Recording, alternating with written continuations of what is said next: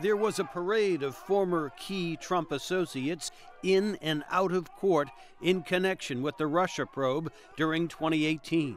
Among them, former National Security Advisor Michael Flynn, former campaign manager Paul Manafort, and the president's former personal lawyer Michael Cohen.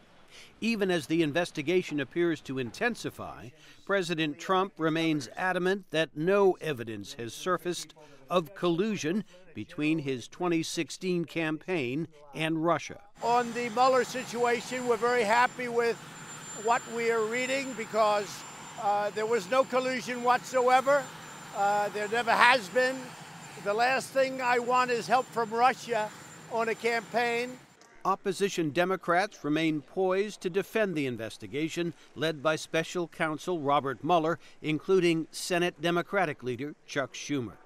They should not be able to end it. They should not be able to limit it. They should not be able to interfere with Mueller going forward and doing what he thinks is the right thing. Trump's former lawyer, Michael Cohen, has emerged as a key figure in the investigation, says legal expert Doug Spencer. What's happened since Michael Cohen has been cooperating with Robert Mueller is a lot more information related to the campaign. The first thing that we learned about were campaign finance violations, potentially, with payments from President Trump's campaign to women who were alleging affairs with him. With the flurry of court activity since the midterm election, the Mueller probe may be building toward a climax, says Jim Kessler. So we're now getting the big fish, people like Flynn, people like Roger Stone, Michael Cohen, the president's personal lawyer, who are either turned on the president or are on the hot seat. So the next 60 days should be very, very interesting, but it doesn't look like good news for the president.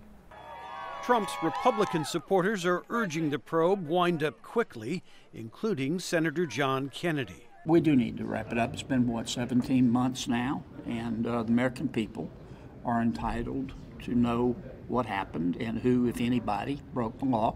The Russia probe may come to a legal conclusion in 2019, but it may be up to Congress to deal with the aftermath, possibly through impeachment, says legal analyst Rick Simmons. The real ultimate question is a political one.